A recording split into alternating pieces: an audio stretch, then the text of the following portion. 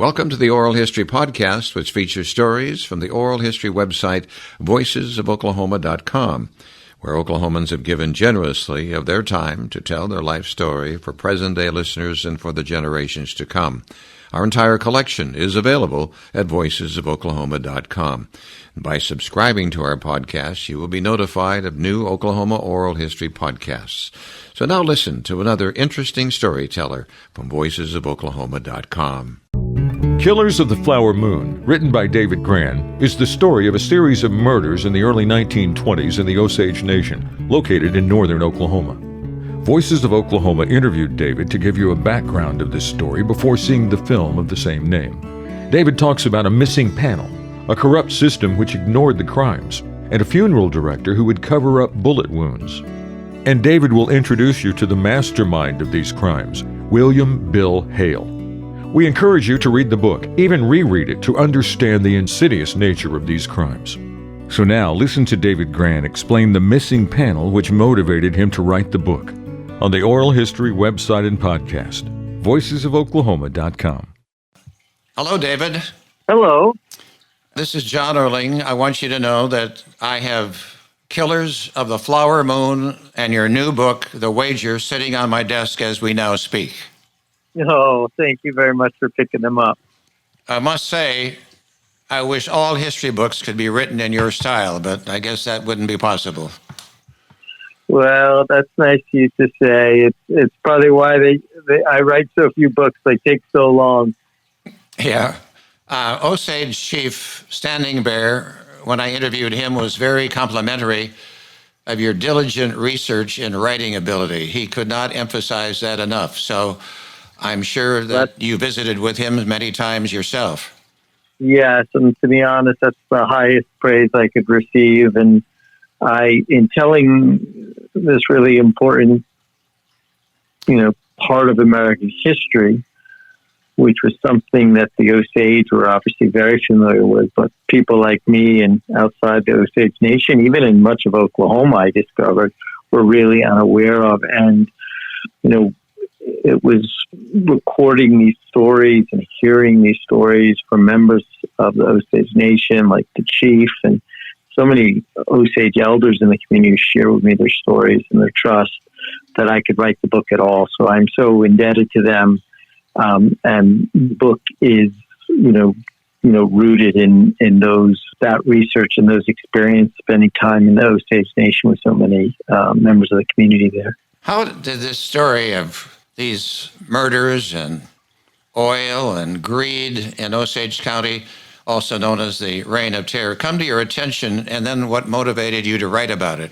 Somebody had mentioned the case, an historian, and did not know that much about all the ins and outs about it. And I decided to make a trip out to the Osage Nation because I was interested. I couldn't find a lot written about it. And at that time, I wasn't thinking of writing a book. I was wondering maybe there'll be an article. But I went out. I actually, went out on my own dime. I flew from New York, and I visited, one in Pawhuska. And then first thing I did was I visited the Osage Nation Museum. And when I was in the museum, I saw this great panoramic photograph on the wall, which showed members of the Osage Nation along with white settlers. It was taken in, I believe, 1924, and it looked, pretty innocent when you were just looking at it. But I had noticed that a portion of that photograph was missing. And I asked the then museum director, Catherine Redcorn, why part of the photograph had been removed. And she said it contained a figure so frightening they had removed it, and she had pointed to this missing panel. And she said in this low voice, she said, the devil was standing right there. And that just immediately seized me and caught my attention. And then she went down into the basement and she brought up an image of the missing panel. And it showed one of the killers of the Osage, one of the ringleaders of one of the plots against one of the Osage families. And I was just really haunted by that experience because I kept thinking about how, members of the Osage Nation had removed the photograph not to forget, but because they couldn't forget what had happened. And yet there were so many people, and I include myself among them, who really knew nothing about this history. We had not been taught it. We had, in effect, excised it from our conscience. We have the Tulsa 1921 race massacre that was largely kept on the back burner for so many, many years. Now it's become known to the nation. Do you see a correlation here? Oh, very much so. I think they're very similar, and not just in the fact that these were really central parts of our history and among the worst racial injustices, and not only that they were left out of so many of the history books. These were the chapters that the pages were effectively torn out and the silence is imposed. But they are even closer than that because they happened during the same time period.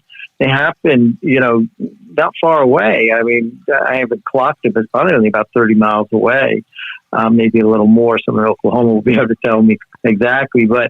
And so, they reflected these deep prejudices among settlers. And, the crimes and the targets were different, but they also are connected by the fact that they would not have happened had there not been views and attitudes that looked upon certain people as not fully dignified human souls. So, in the case of Osage, the crimes were motivated by greed, but they were carried out because they had dehumanized in their attitudes members of the Osage Nation. And I think something very similar happened. I'm not an expert on the Tulsa Race Massacre, but I think something similar happened. And there's even other little connections that aren't that well known. But, for example, there was a private eye who investigated the Osage cases, who was really, the evidence suggested was pretty corrupt. And he had been on the police force, kind of, I think, had a disgraced role during the Tulsa Race Massacre. As you did your research and making new discoveries, no doubt, were there any of those how can man go so low moments? What stands out to you? Oh, all the time. I mean, just all the time. And to be honest, going back into history, because, I didn't know anything about Osage history, and I knew very little about Native American history. This was a real introduction, other than what I've been kind of taught in school in broad strokes.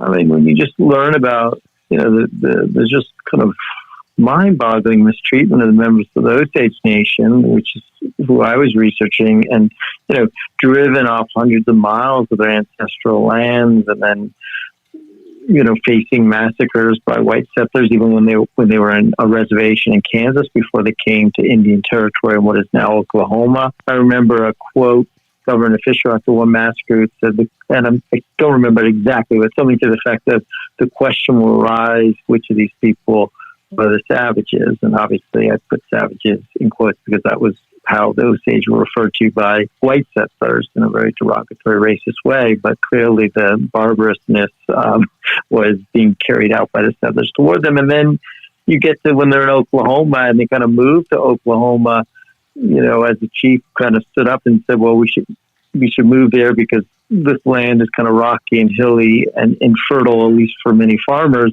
And so the white people will leave us alone and our people will be happy there. And then, lo and behold, all this oil is discovered under the land and all these rapacious predators descend upon that area and find ways to gouge the money, and then culminating in just shocking murder. And you asked me, there were so many instances. I mean, when you learn, I think the thing that shocked me, or maybe it shouldn't have, but that was the most disturbing, was not just the horror of these individual crimes that took place. I mean, they put a bomb in a house to kill people, killed a husband and his Osage wife and an 18-year-old maid. These crimes were just horrific. But I think what was really most appalling in as you dug into the story and did more research and spoke to members of the Osage Nation and combed through archival records was just how broad this conspiracy was, in the sense that so many people were complicit in these crimes. You had, morticians who were covering up bullet wounds. You had doctors who were administering poisons.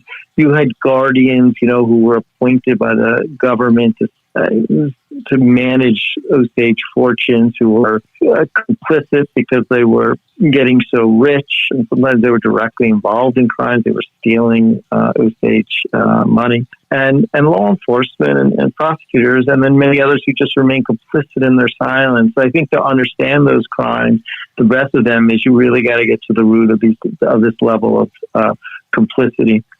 You mentioned guardians. A little bit more about that, how the government actually assigned an overseer to these Osage who were getting wealthy because they didn't trust them as to how they were going to handle their money? Yeah. Members of the U.S. Congress would hold these hearings, for hours on end, saying, what are we going to do about the Osage and all this money? Now, this was, of course, during the booming 20s, and there were, white oil barons who were wealthy, and flappers, and all these people who had money, but they targeted the Osage because of prejudice, and they went so far as to pass legislation requiring many Osage to have these white guardians to manage their fortunes. And the system was not abstractly racist. It was quite literally racist. It was based on the quantum of Osage blood. So if you were a full-blooded Osage, you were given one of these guardians.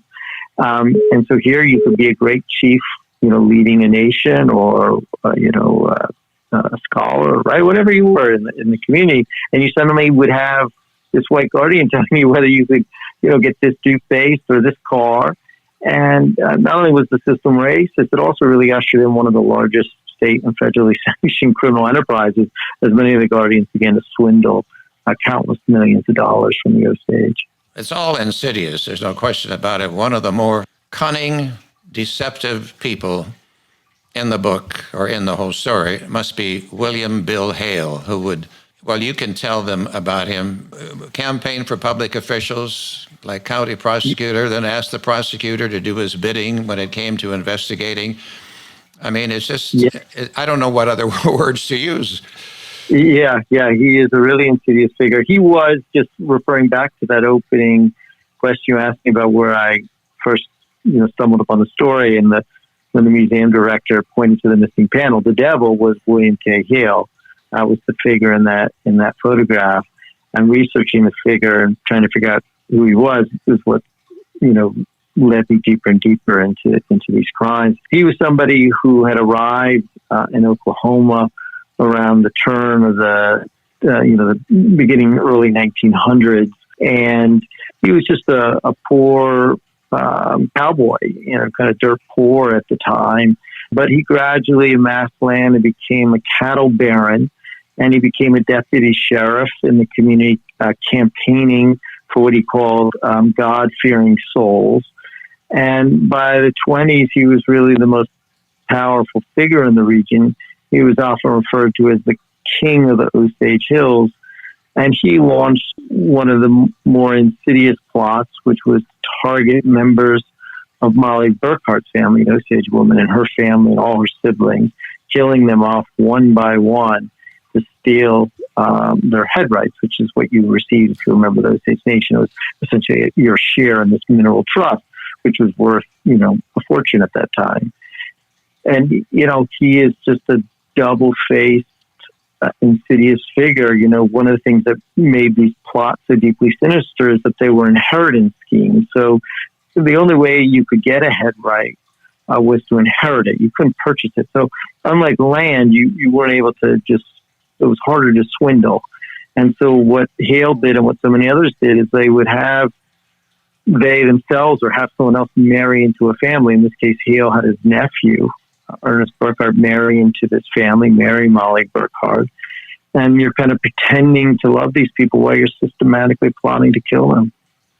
Yes, we should point out Robert De Niro plays William Hale in the film. Yes, and Ernest Burkhart plays, Leonardo DiCaprio plays Ernest Burkhart, the nephew. And Lily Gladstone, a Native American actress, she plays Molly Burkhart. A little bit more about Ernest Burkhart and the nephew of William Hale. I mean, when you just think about this, we'll say it again. He marries Molly in a set-up marriage, and he pretends to marry her, and then he attempts to kill her by poisoning her. That is correct. And Ernest Burkhart, I think, is a really important figure in this history to understand. Hale is in some ways, he wasn't medically diagnosed, but his behavior is reminiscent of a psychopath. Ernest Burkhart is someone who is closer to the rest of us in that you can tell in reading and studying him that he has elements of a conscience and he has actual feelings for Molly. And yet he goes along with this brutal conspiracy orchestrated by his uncle. And so I think it really gets to the root of how these crimes take place, how this kind of complicity takes place. He always reminded me of what were sometimes referred to as the willing executioners in Germany during the Holocaust. They weren't necessarily the leaders, but they were the people who went along. And because of that, so many people were killed. Ernest was convicted of attempted murder, and he was sent to the Oklahoma State Penitentiary in McAlester, and he was released in 1959. What I found surprising was that he received a pardon in 1966 from Governor Henry Bellman. Did that surprise you? Completely. And a little bit, it's still inexplicable to me, to be honest. I spent 5 years researching that story, and that one I really could never fully explain. Some authorities who had investigated the cases offered support for him, in part because he had eventually turned on William K. Hale and given testimony that was important in convicting him. But his pardoning is still inexplicable to me. William K. Hale would also be released early. He did not die in prison. He did go to jail. I think he served 2 decades, if my memory serves me. My memory is getting dodgier as I get older.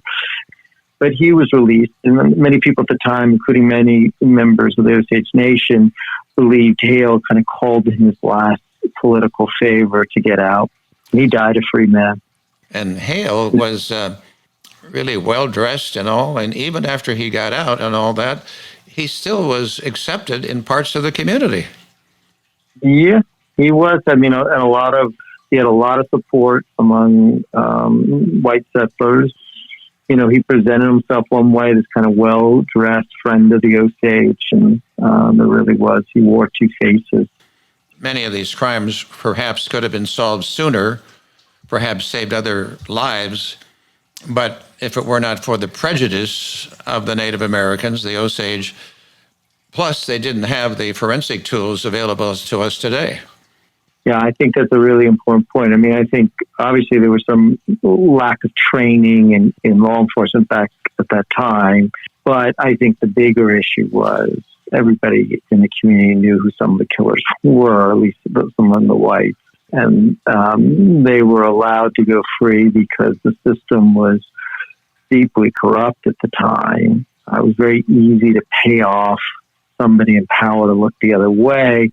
But also there was this deep prejudice. I mean, people like Molly Burkhart and many of the Osage, they really campaigned and crusaded for justice. They weren't these passive victims as, sometimes they get depicted at in stories. They were at great risk to their own lives, trying to get the authorities to do something about these crimes, and they're being targeted. And these crimes were looked the other way often because, the authorities didn't do anything because the victims were Native Americans.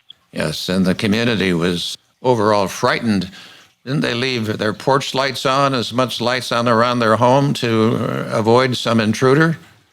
They did. They did. They would hang these lights. It looked almost like Christmas lights.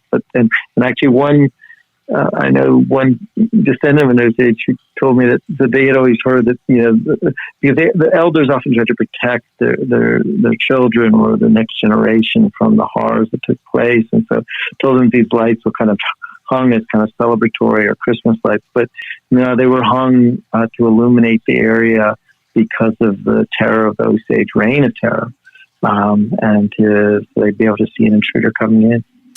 Have any of the relatives of all these people in your book that you've written about reached out to you in any form or fashion? Well, many of the descendants, Osage descendants, for example, descendants of Molly Burkhart and other descendants of members of the Osage Nation who were murdered, I interviewed for the book. Margie Burkhart, for example, was instrumental in my research. She shared with me oral histories and photographs, and so many other members of the Osage Nation. Mary Jo Webb, who sadly passed away recently, was somebody who had investigated one of the suspicious deaths in her own family, and she had been collecting documents and doing her own research, which she shared with me. And I also interviewed some of the descendants of the murderer's family, of the Burkhart clan, connected to the Hale clan, to get their stories. And that was always an awkward, uncomfortable process.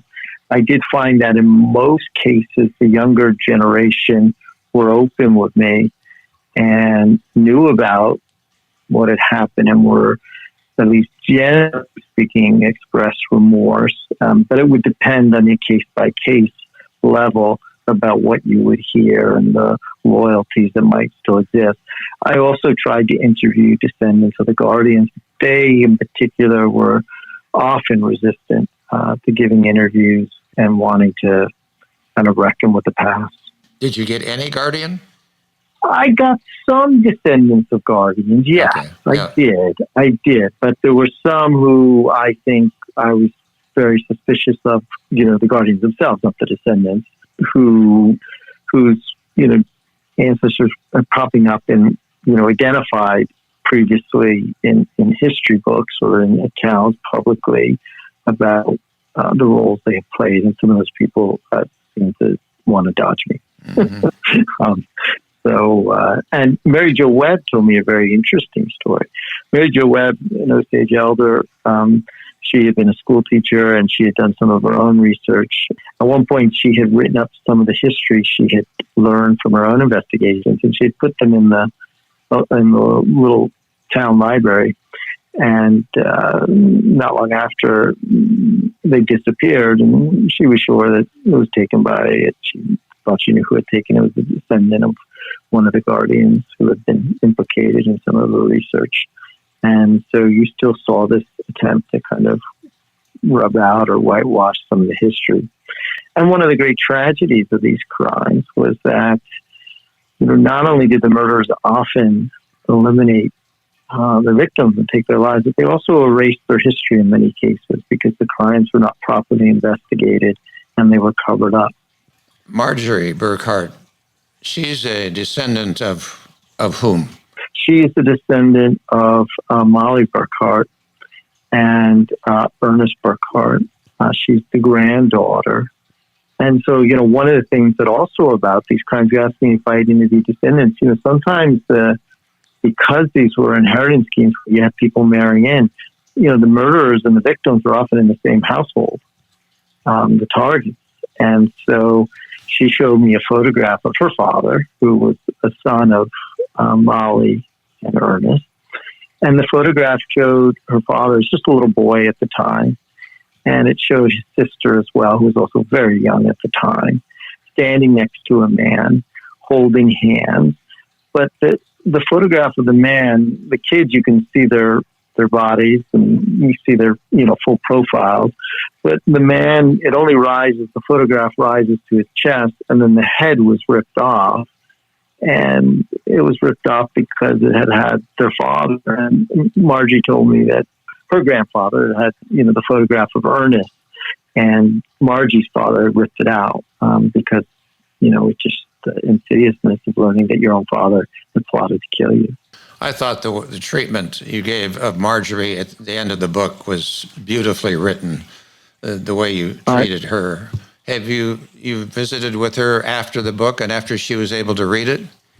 Yes, I did. I've tried to keep in touch, and I still go back to Osage County, and it's been a little while. I was actually just thinking of getting in touch with Margie. It's been a little while, but yes, I've seen her a few times since the book has come out and communicated with her, and For me, one of the great honors and privileges in telling this story were the opportunities to be able to interview these people and meet them, and interesting enough, over time, develop friendships with so many of these people. Margie Reghorn, the museum director who first told me that story about the devil standing right there, has become a good friend. And so those are some of the rewards. And I do think, as we've talked about the crimes, I do just want to make one very important point, because it also gets to these relationships today and the people I know today, which is that an Osage lawyer had told me that one day out at the dances, actually, when I was meeting with Margie, and we were out in Gray Horse, and we were out at the camp, and there were lots of people, and I was interviewing lots of people, and